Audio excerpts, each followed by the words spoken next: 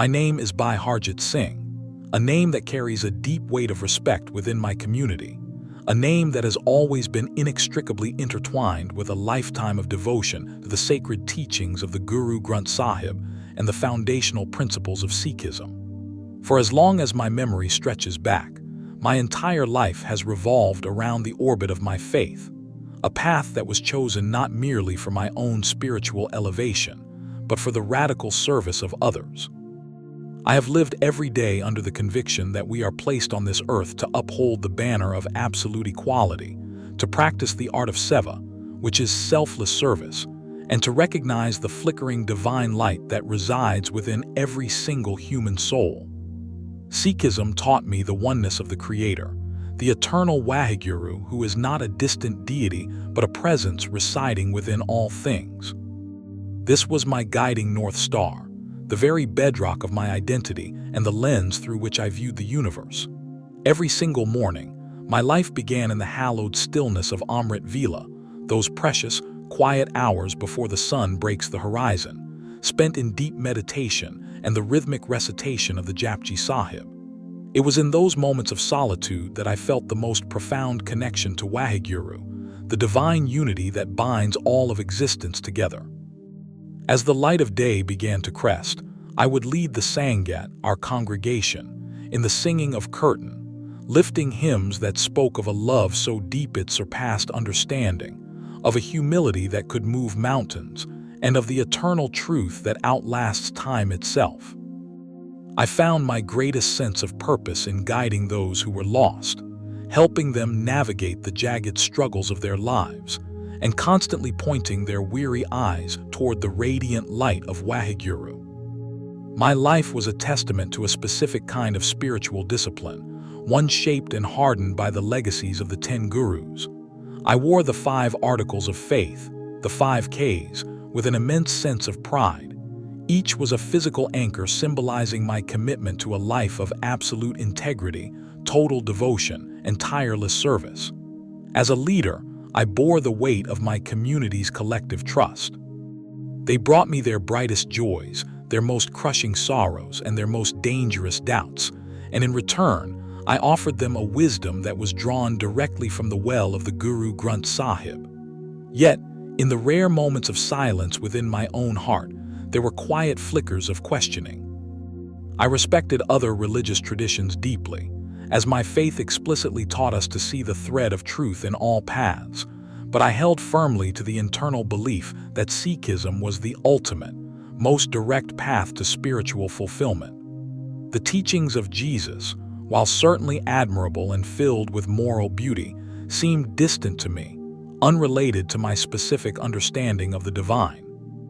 To my mind, Jesus was perhaps a wise teacher, a great prophet of old, but certainly not a figure of divinity. The concept of salvation through a free gift of grace seemed entirely foreign and even illogical when compared to the Sikh emphasis on the law of karma and the merit of righteous living. My life was a stable, predictable river until the afternoon that everything I knew was shattered. It started like any other day, filled with the familiar hum of life at the Gurdwara, but by the time the sun began to tilt, the course of my existence was set on a collision course with the unknown. I was driving back from a neighboring town after a community meeting when the accident occurred. The details of those few seconds remain a blurry, chaotic montage in my mind.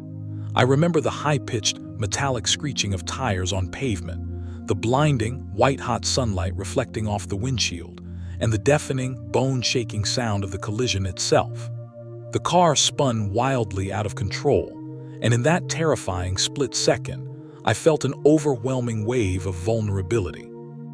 It was a realization that no amount of human control, no amount of religious preparation, and no amount of earthly discipline could shield me from the reality of what was happening. When the vehicle finally came to a silent stop, the world was eerily quiet. My chest burned with an agonizing, radiating pain, and my breath became a shallow, desperate labor. I could hear voices, faint and frantic, people shouting for help from somewhere beyond the wreckage, but their words felt like they were coming through a thick, impenetrable wall of gray fog. I tried to command my limbs to move.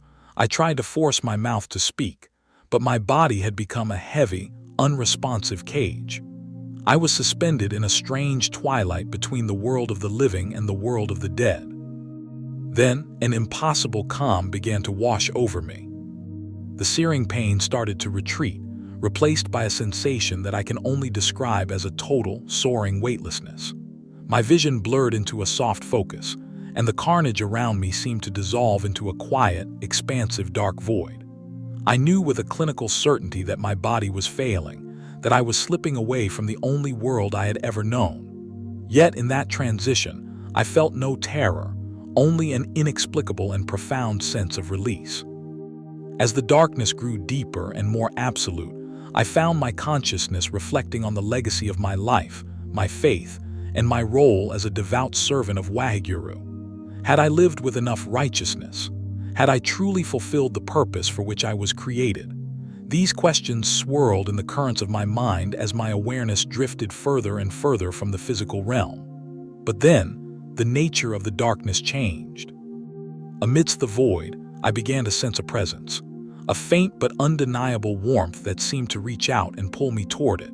It wasn't Waheguru as I had always imagined the divine in my studies, but something entirely unfamiliar and staggeringly profound. The calm deepened into a holy stillness, and I felt myself being drawn toward something far greater than my own understanding. I could feel my earthly life slipping away like sand through fingers, and with it went the weight of every theological certainty I had ever possessed. My heart, once so filled with the concrete answers of tradition, now carried a flicker of raw curiosity. What was this presence? Where was I going? As my consciousness ebbed like a retreating tide, everything faded into a singular blackness, leaving behind only the trace of that inexplicable living warmth. I did not know it at the time, but I was on the threshold of a journey that would challenge every pillar of my belief and dismantle everything I had dedicated my life to building. I found myself floating, weightless and completely detached, hovering above a scene that by all rights should have filled me with horror. Looking down, I saw my own body, crumpled and broken inside the twisted wreckage of the car, surrounded by a landscape of chaos and metal. The glint of shattered glass caught the afternoon sun, sparkling like diamonds amidst the tragedy. A small crowd of strangers had gathered, working with a frantic, desperate energy, shouting instructions and calling for help. Their voices reached me, but they sounded muffled, as if I were listening to them from deep underwater. I watched as a paramedic knelt beside my motionless form, his hands pressing rhythmically and forcefully against my chest, a desperate, physical plea to will the life back into my heart. I saw the blood, I saw the smoke, and I saw the end of Harjit Singh, yet I felt a peace that was as vast as the sky. I was no longer the man in the car. I was an observer of a story that had already reached its final page. I watched the frantic movements of the medical team, the way they moved with a clinical urgency, unaware that the person they were trying to save was already miles away, drifting toward a light that made the sun look like a dim candle. The articles of my faith were still on my body, the steel bangle on my wrist, the small sword at my side, but they felt like artifacts from a distant civilization. The certainty I had carried about the cycle of birth and death was evaporating, replaced by the sheer, overwhelming reality of the presence that was now beckoning me forward. I was on the verge of a revelation so profound that it would not just change my life, but would rewrite the very definition of truth itself. The blackness was opening up, and the warmth was turning into a radiance that promised to answer every question I had never even thought to ask. I was leaving the Gurdwara, the Sangat, and the laws of karma behind, stepping into a realm where grace was the only currency that mattered. I felt no pain, no fear, only a surreal, detached calm that was at complete odds with the frantic urgency unfolding on the pavement below. It was like watching a scene play out on a distant cinema screen, entirely removed from its emotional grip. My own lifeless form, A body I had spent decades tending, grooming, and associating with my very identity, felt distant and strangely foreign, as if it belonged to someone else entirely. The stillness surrounding me was profound, yet it wasn't a hollow or empty silence. Instead, there was a hum, soft and subtle, vibrating through the space around me like a low-frequency pulse. It was as if the air itself carried an active energy, one that resonated not in my physical ears, which were now useless, but in some deeper, indestructible part of my being. I should have been terrified by the sight of my own death, but instead, I was utterly captivated by this strange, weightless state of existence. As I lingered in that suspended space between the wreckage and the unknown, I became aware of something else, something pulling from beyond the scene of the accident. It began as a faint glow in the immense distance, a light so soft yet so utterly captivating that I found it impossible to look away. It was not like the sunlight I knew on Earth, which could glare harshly or cast sharp, jagged shadows. This light was warm and seemed to pulse with the rhythm of life itself. It didn't move toward me in a physical sense, yet it felt sentient, and it was calling to me, not with the limitation of words, but with a magnetic pull that resonated through every fiber of my consciousness. I felt myself drawn toward it as though an invisible, celestial current was carrying me closer. I hesitated. This was not the specific manifestation of Waheguru, the divine essence I had always turned to in my morning prayers and deep meditations. The light, though deeply inviting and radiating a goodness I could not deny, did not align with anything I had ever encountered in the specific theological teachings of the Guru Granth Sahib. Where was the familiar sense of oneness and the specific path I had always associated with God? This was different, alien, yet at the same time, deeply and unnervingly personal. As I drifted closer, the light grew brighter, enveloping everything around me in a radiance that defied any human description. It wasn't blinding, though it seemed to hold an infinite depth, as if one could look into it forever and never see the bottom. It was as if the light itself was aware, an intelligence that was reaching out to me. The hum I had felt earlier grew into a powerful resonance, now filling me with a sense of peace that made the peace of the world feel like a mere shadow. My thoughts, once so clear and disciplined by the lifestyle of a Sikh leader, began to unravel. Questions swirled in my mind, yet they felt lighter than they once did. What was this light? Why was it calling me? And why did I feel as though it knew me intimately and completely, in a way that bypassed my history, my titles, and my deeds? The closer I came, the more I felt its warmth, not a physical heat, but a presence that filled every part of me with an impossible comfort. Beneath that peace lay a growing sense of anticipation, a realization that I was about to step into something vast and immeasurable. The light expanded as I approached, filling my entire field of vision until there was nothing left of the road, the car, or the city. It was around me, within me, and for the first time in my life, I felt small. Not small in a way that diminished my worth, but small in a way that made me aware of the overwhelming immensity of whatever this was. And then I felt it, a presence emanating from the very core of the radiance. It wasn't just light, it was alive. The presence was both gentle and overwhelming, like a vast, roaring ocean contained within a single, quiet drop of water. It carried an authority that was undeniable and absolute, yet it was so deeply loving that it made me want to weep.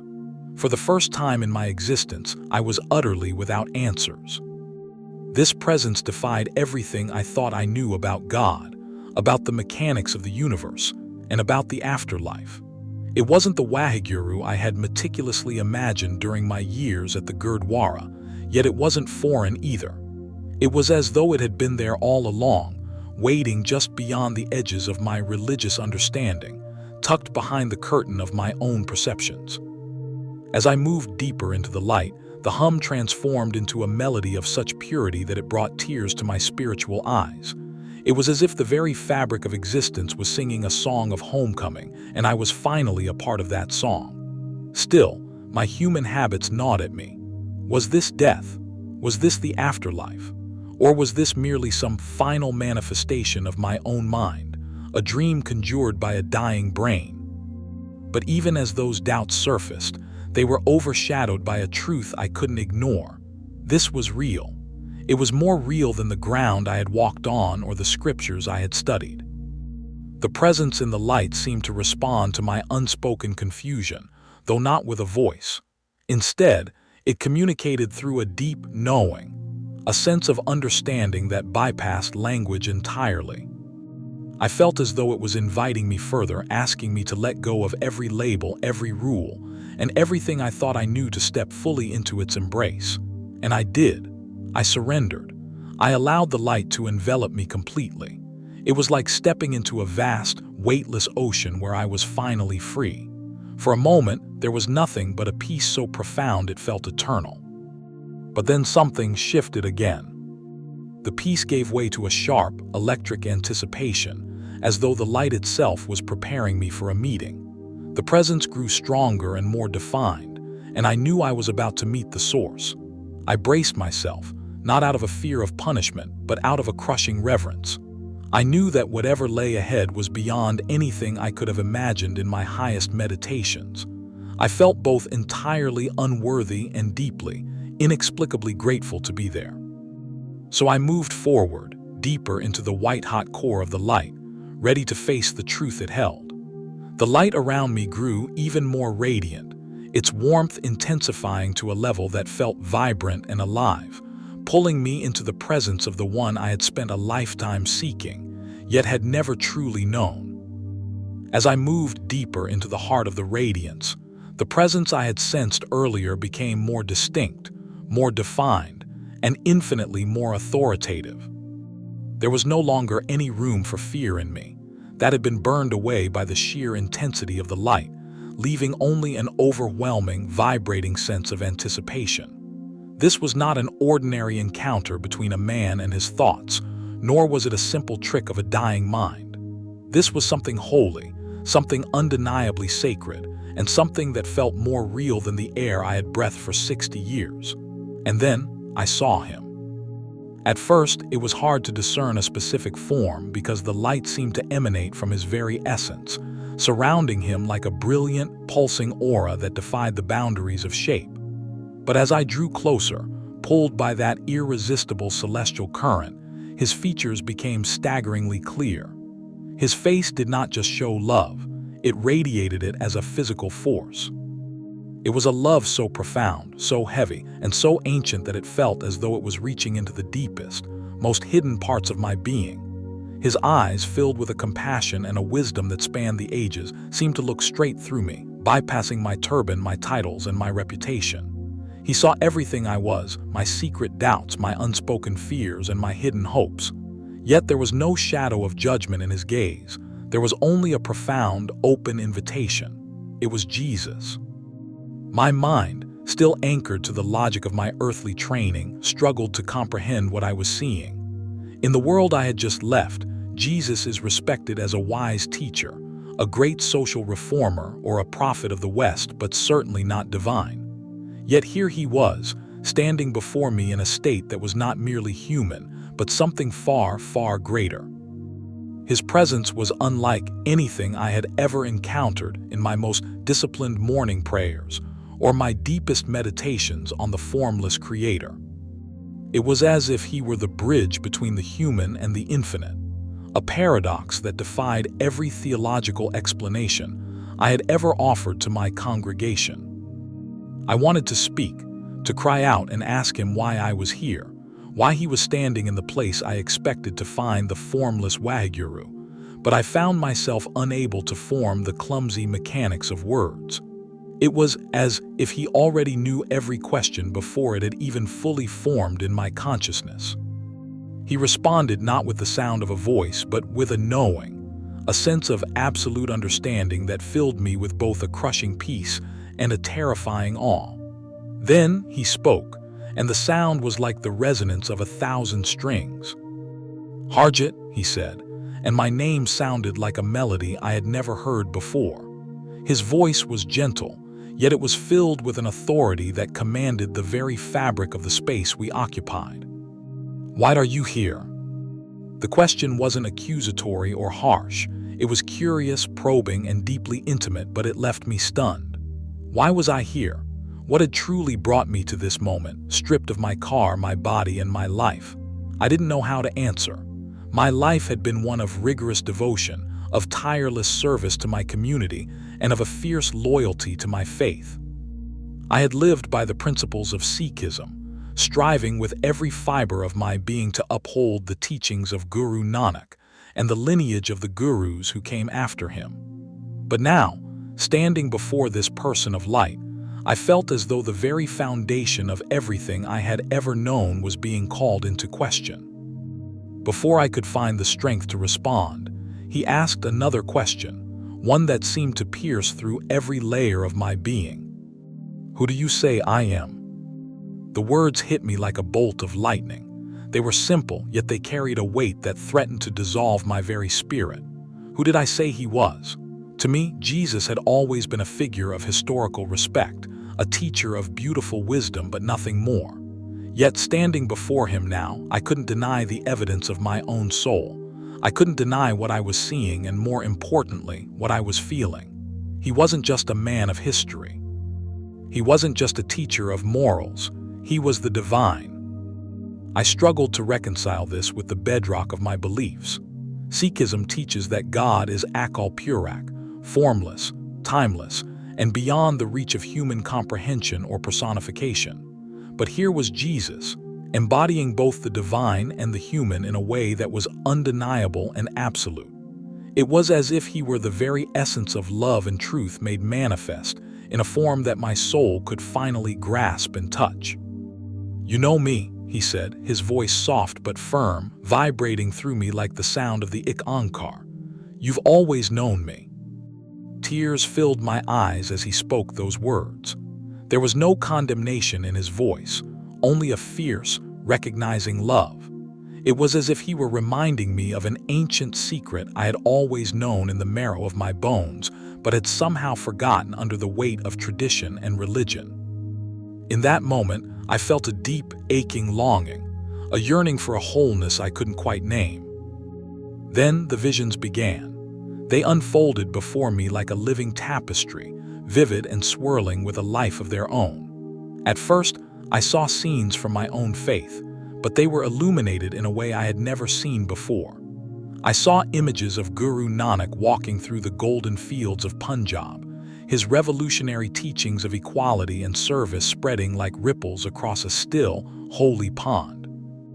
I saw the beauty of the path I had walked, but now I saw where that path had been leading all along. I saw that the search for the one, the search for the truth that I had conducted through the Guru Granth Sahib was not a mistake, but a journey toward the very person standing in front of me. The light grew even more intense as the tapestry of history began to shift, revealing that the one I had served in the Gurdwara was the same one who had walked the dusty roads of Galilee, waiting for me to finally open my eyes and see him as he truly is. The visions intensified, beginning with the familiar beauty of the life I had known. I saw the sprawling langar halls of the Gurdwaras I had served, a vibrant tapestry of humanity where we provided food to all who entered, regardless of their caste, creed, or social standing.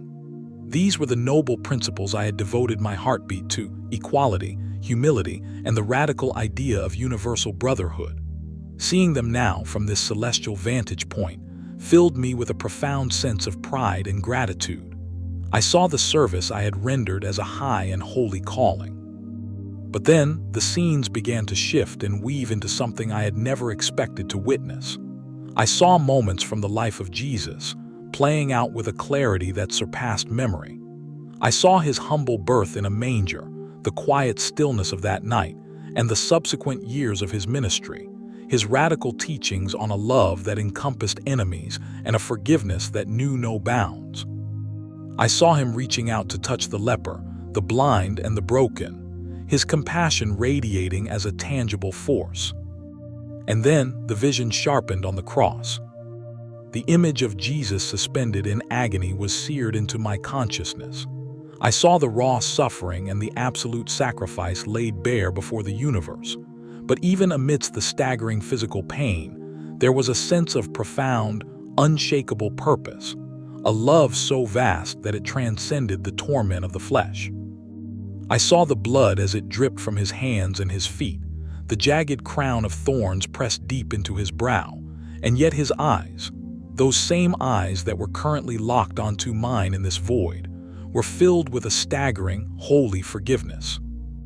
"This is love," he said, his voice resonating through the imagery and vibrating in my spirit. "This is grace." The scenes continued to flow, revealing the resurrection, the ultimate triumph of life over the cold finality of death. It was a fulfillment of everything I had ever sought through my Sikh faith, a total union with the divine and a definitive breaking of the endless cycle of birth and death. But it was more than a theological concept. It was intimate. It was personal. It was for me. As the vision slowly faded into the golden background of the light, I looked at Jesus, my heart heavy with the sheer volume of my questions. "Why are you showing me this?" I asked, my voice trembling. "Why me?" "Because you seek truth," he replied, and the authority in his voice was like a soothing balm. "And the truth has brought you here." His words struck a chord in the deepest basement of my being. All my life, I had sought truth through the discipline of prayer, the labor of service, and the profound teachings of the 10 gurus. But in this moment, I realized that the truth I had been seeking through books and tradition was not a set of ideas. It was the person standing right in front of me.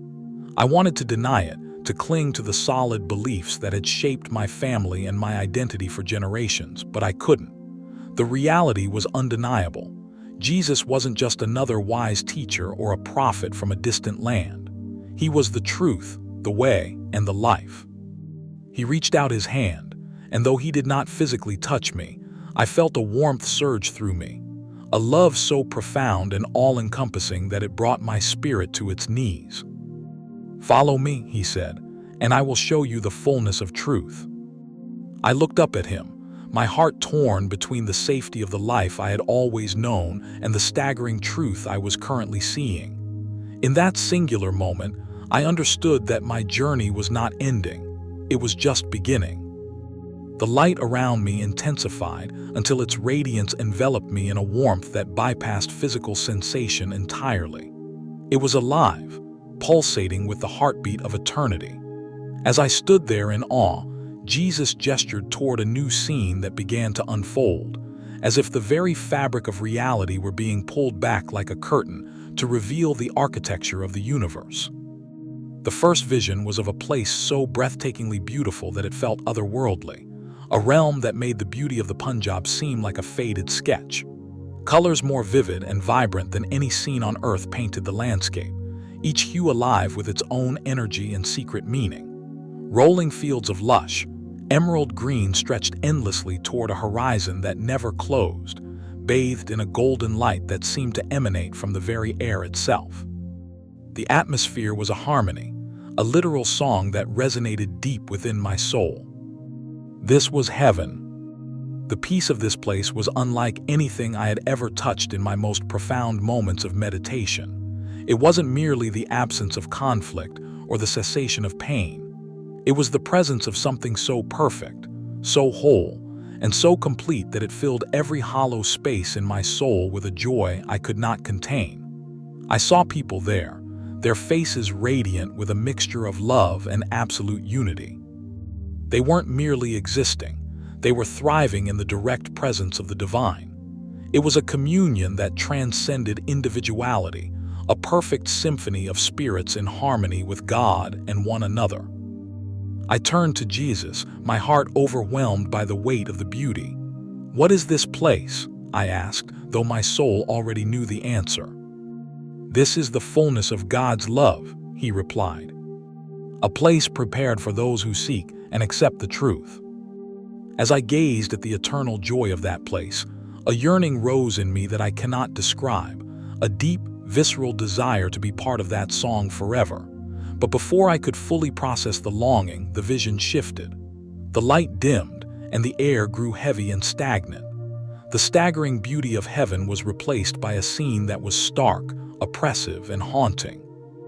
The ground beneath me was barren, cracked, and utterly lifeless.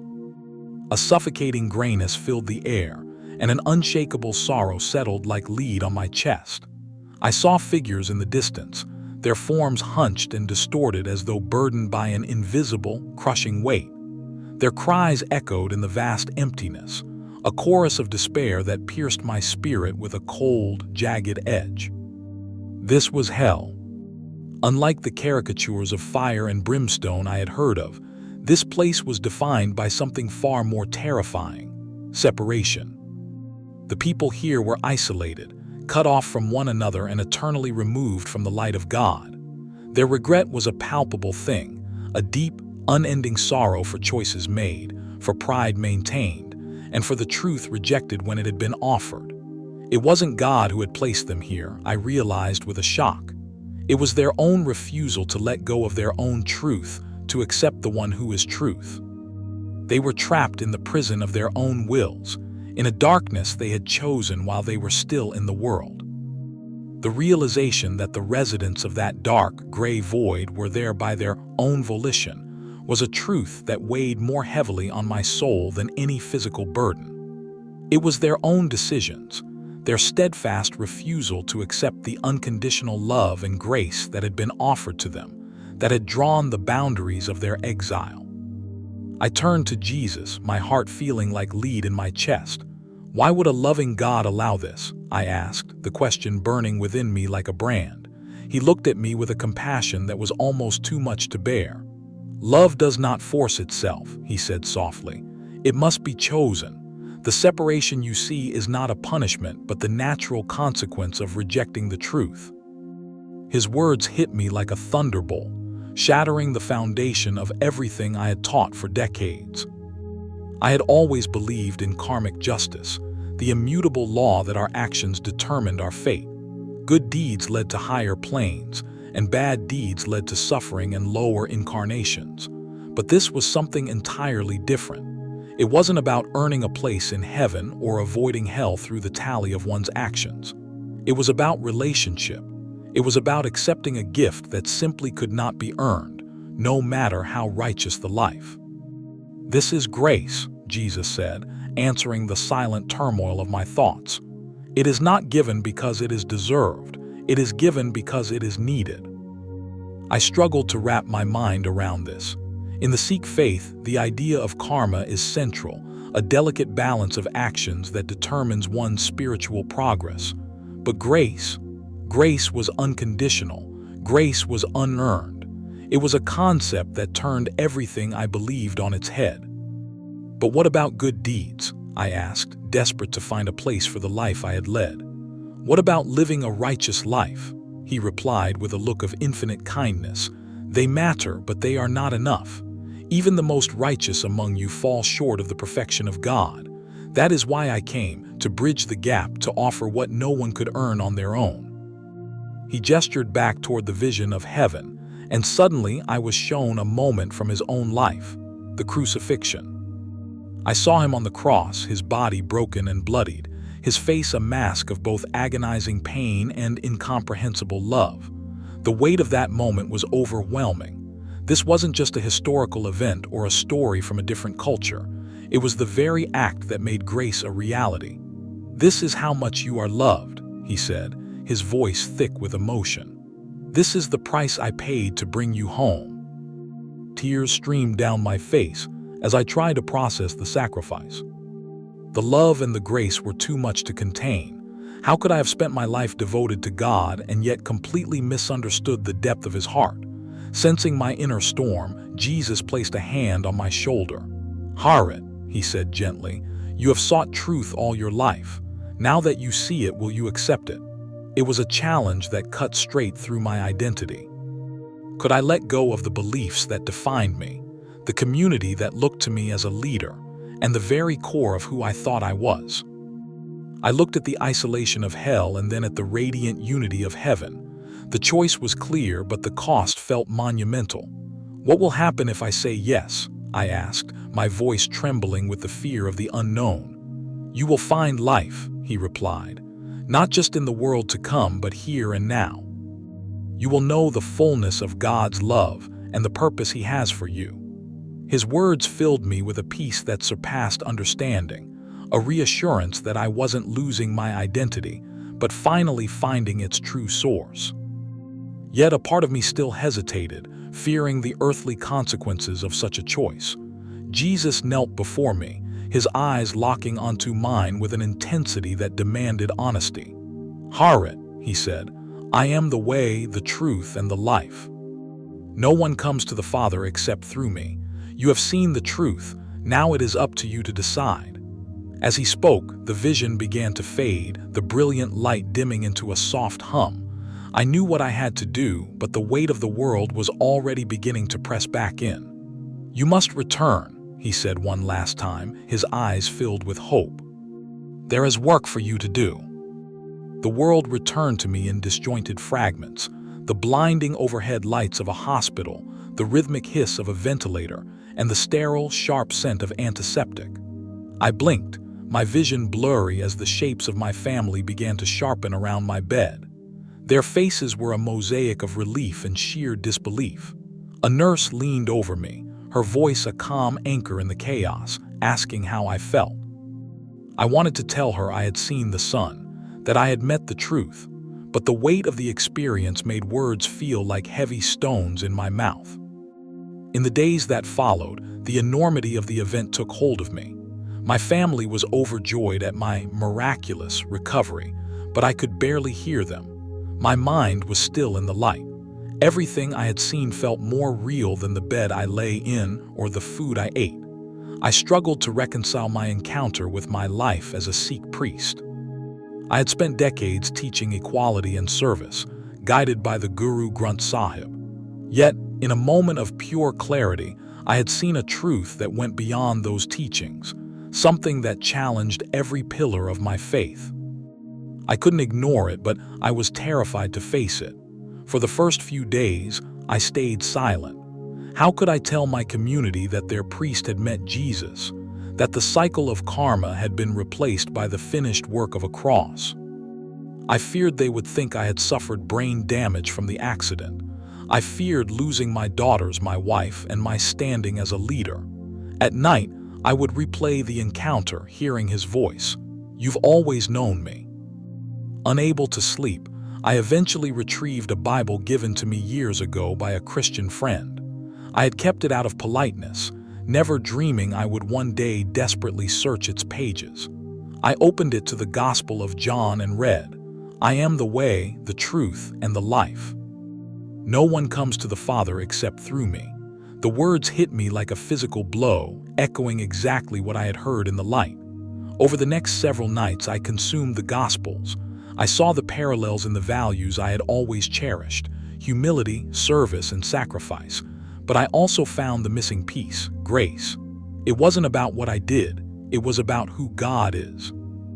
The peace I had felt in His presence wasn't just a fleeting emotion, it was a glimpse of true union. Despite this, I remained terrified. My role as a Sikh priest was my entire life. It was my social standing, my family's pride, and my service to the community I loved.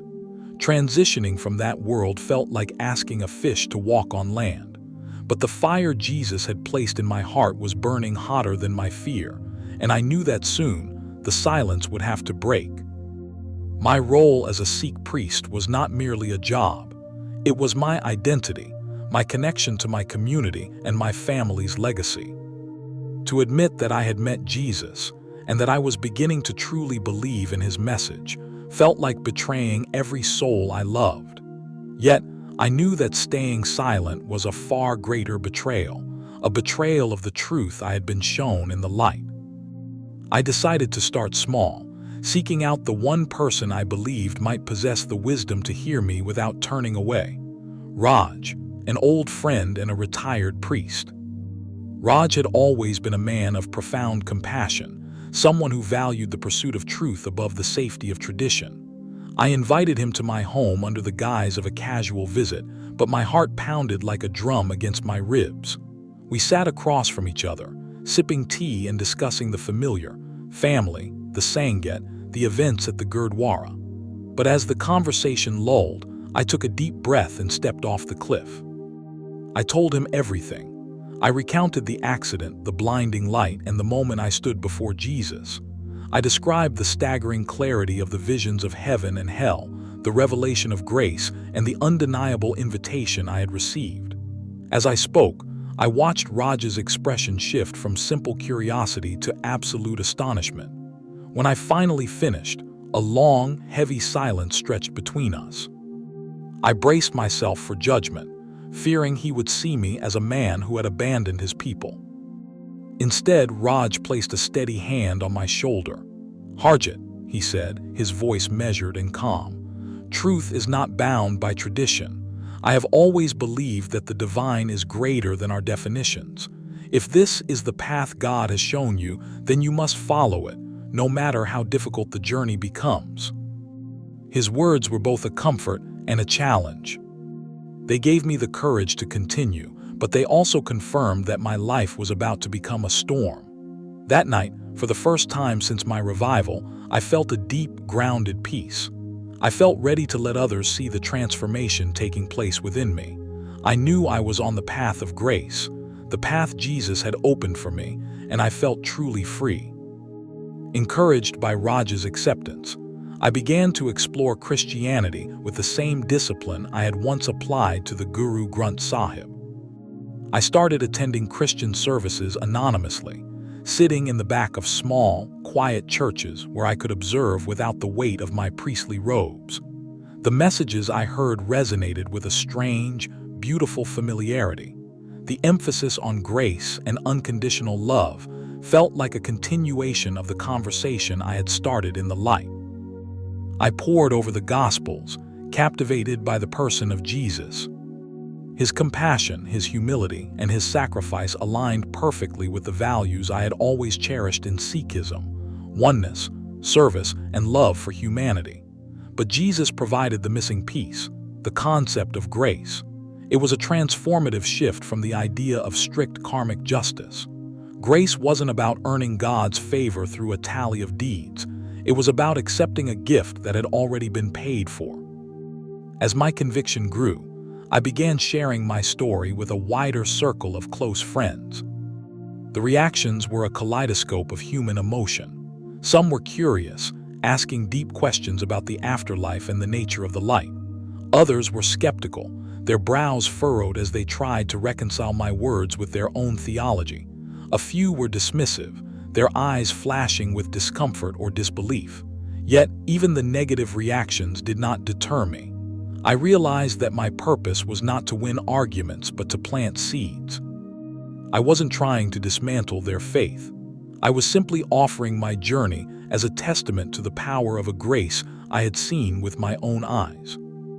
The most difficult conversation, however, was with a young man from my community who had always looked up to me as his primary spiritual mentor. When I told him of my experience, the shock on his face was a physical blow. "How can you say these things, Bhai Jai?" he asked, his voice trembling with disbelief and a hint of betrayal. "You are our leader. You taught us the way of the gurus. How can you turn toward a different light?" I looked at him with a heart full of sorrow and love. "I am not turning away from the light," I replied softly. "I am simply following it to its source. I have spent my life seeking the truth, and the truth met me on that road. Can I be blamed for recognizing him when he finally stood before me?" I realized then that the weight of my decision would ripple across the entire community. I was a man caught between two worlds, standing in the gap between a legacy of tradition and a future of grace. But as I looked at the young man, I knew I couldn't go back. The light had changed me, and there was no way to unsee the glory I had witnessed. The path ahead was uncertain, but I was no longer walking it alone. I was a Sikh priest who had been found by the shepherd, and regardless of the cost, I would continue to speak of the grace that had brought me home. The young man sat before me, his eyes clouded with the same restless searching I had felt in the quiet moments of my own priesthood. "Bhai Jai," he whispered, "you've always taught us that God is one, that all paths lead to the same truth. How can you now say there is only one way?" I looked at him with a heart that felt both heavier and lighter than ever before. "I still believe that God is one," I replied, choosing my words with a precision born of fire. "But I have come to realize that the path to Him is not a mountain we climb through our own exhausting efforts. It is a bridge He built toward us. It is through His grace, the gift He gave us in Jesus. This isn't about rejecting the beauty of the gurus. It's about embracing the fullness of what the Creator has finally revealed." The conversation ended on a tense, vibrating note, but I felt no regret. These discussions, no matter how jagged or difficult, were a necessary part of my mission. They forced me to clarify the architecture of my own understanding and prepared me for the broader, more public challenges I knew were waiting on the horizon. I began to see the ripples of my testimony moving through the Sangat. A few people, sparked by my experience, started quietly exploring the Gospels for themselves. Others, while not yet ready to cross that threshold, expressed a newfound openness to discussing spirituality in ways that bypassed the usual rehearsed scripts of tradition. Each conversation felt like a small, hard-won victory, a step toward building bridges of understanding. But the time for private whispers was ending. I felt a growing, pulsing conviction to make a public statement. I felt called to share my encounter with the entire community and beyond. It was a daunting, even terrifying prospect. I knew it would invite fierce criticism and perhaps total rejection from the life I had known, but I also knew I could no longer live a double life. One evening, as I sat in the stillness of prayer, a profound sense of peace washed over me, more solid than the floor beneath me. It was as if Jesus was standing right behind me, steadying my shoulders. "Speak the truth," the message seemed to echo. "Trust in me and I will guide your tongue." With that divine reassurance, I began preparing my public testimony. I knew the truth I had encountered was too powerful to remain hidden in the corners of my home. It wasn't just my story anymore. It was a testament to the transformative power of a grace that didn't ask for credentials. It was a message of hope and salvation that I felt compelled to offer to a world starving for something real. As the day of my public statement approached, I felt a whirlwind of nerves and anticipation. But beneath the surface, I felt a readiness that was absolute. I was ready to speak. I was ready to face the consequences. I was ready to fulfill the mission entrusted to me in the light. The moment I had fully embraced Jesus as my Savior, it felt as though an invisible weight I hadn't even realized I was carrying had been lifted from my soul. The purpose that followed was unlike anything I had encountered through decades of meditation or service. In that moment, I felt truly alive, connected to a love that transcended every human boundary. I started by speaking to small groups, carefully bridging the concepts of Sikhism and Christianity. I wasn't there to dismantle the teachings of the gurus, but to show how God's love had extended beyond the limits we had placed on it. For many in my community, the concept of divine grace was a paradox. Our teachings of Seva service and Namjapna meditation aligned with Christian worship, but the idea that salvation was a free gift, rather than a calculated result of karma, was revolutionary. It wasn't about earning favor, it was about accepting it. This offered a freedom that was as terrifying as it was beautiful. Predictably, not everyone was receptive. To some, I was a traitor. They couldn't reconcile my deep roots in the Gurdwara with my new devotion to Christ. I faced harsh criticism and the cold sting of rejection. Lifelong friends distanced themselves. My role as a spiritual leader became a battlefield of contention. It was painful to lose the respect of those I had served, but I knew the truth was worth the cost of my reputation. Simultaneously, I saw miracles of reconciliation. My family, after their initial shock, began to see the undeniable joy and steady peace that my new faith had produced. Our house became a place of conversations we had never dared to have, about the nature of God, the reality of grace, and the true purpose of our existence. These discussions stretched us to our limits, but they also brought us into a deeper, more honest union. I remember vividly that young man who had questioned me. Weeks later, he returned. He didn't come with arguments this time. He came with a Bible in his hands and tears in his eyes. He told me that for the first time in his life, he didn't feel like he was failing a test. He felt like he had been found.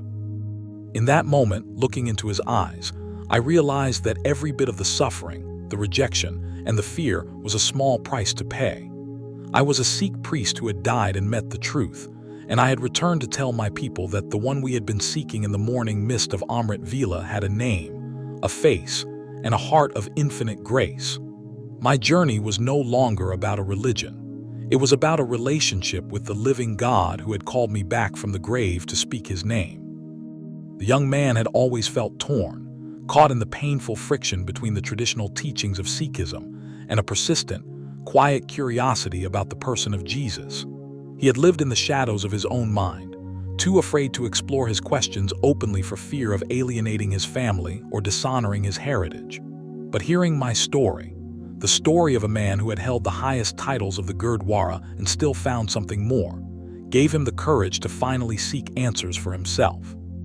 "Your journey," he told me, his voice steady with a new conviction, "has shown me that it is okay to seek the truth, even if it leads us to places we never expected to go."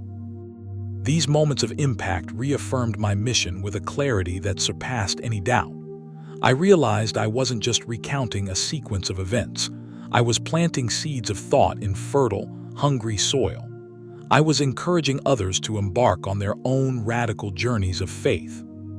The rejection I faced from some corners of my life, while painful, began to pale in comparison to the radiant joy of seeing lives transformed.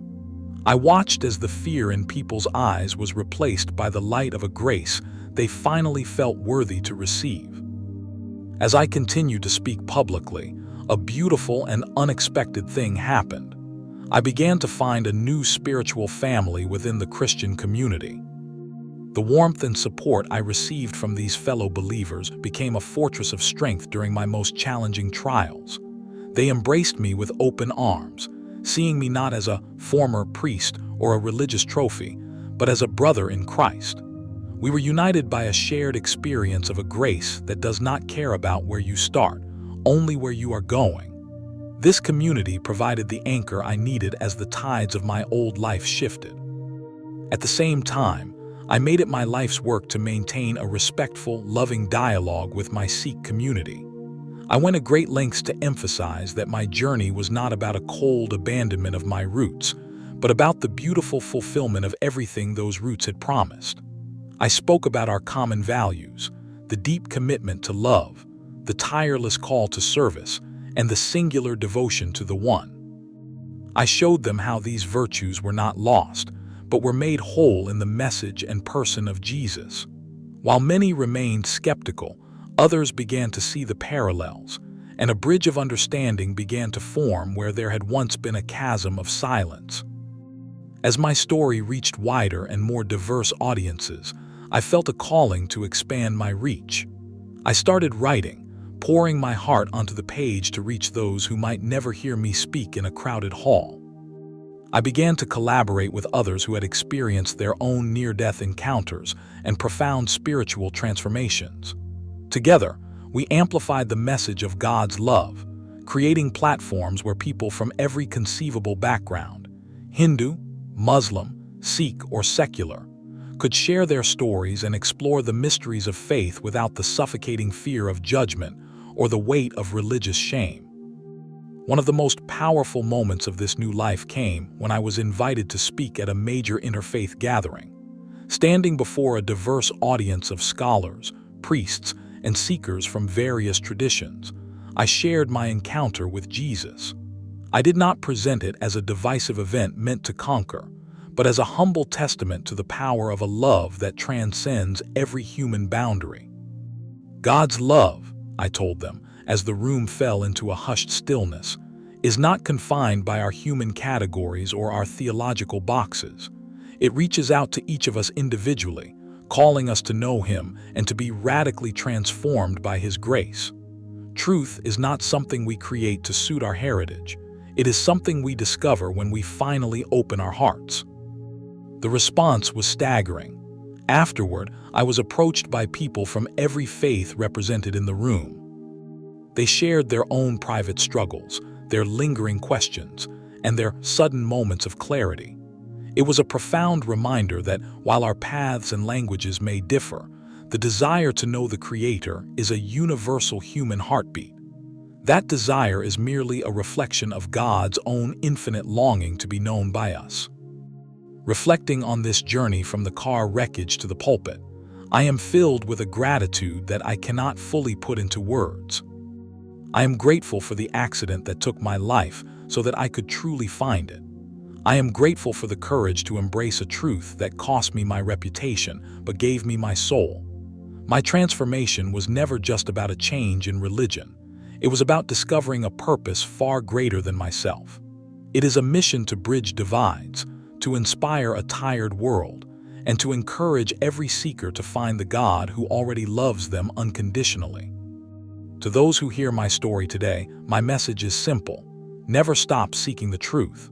Do not let the fear of tradition or the comfort of the familiar keep you from the radiance of the divine. The truth may lead you to places that terrify your ego, but it will also lead you to a peace, a purpose, and a love that surpasses all human understanding. Whether you are currently questioning, deeply curious, or standing firm in your beliefs, I invite you to reflect on your own path. Open your heart to the possibility that there is more, that there is a grace waiting for you that you haven't yet dared to imagine. And to you watching and listening right now, I encourage you to join this conversation. Share your thoughts, your questions, or your prayer requests in the comments below. Let this be a sanctuary for dialogue and support. If my story has stirred something within you, I invite you to explore the testimonies of others who have been found by the light. Together we can seek the truth, and in that seeking we will be transformed. Thank you for walking this path with me. Thank you for listening.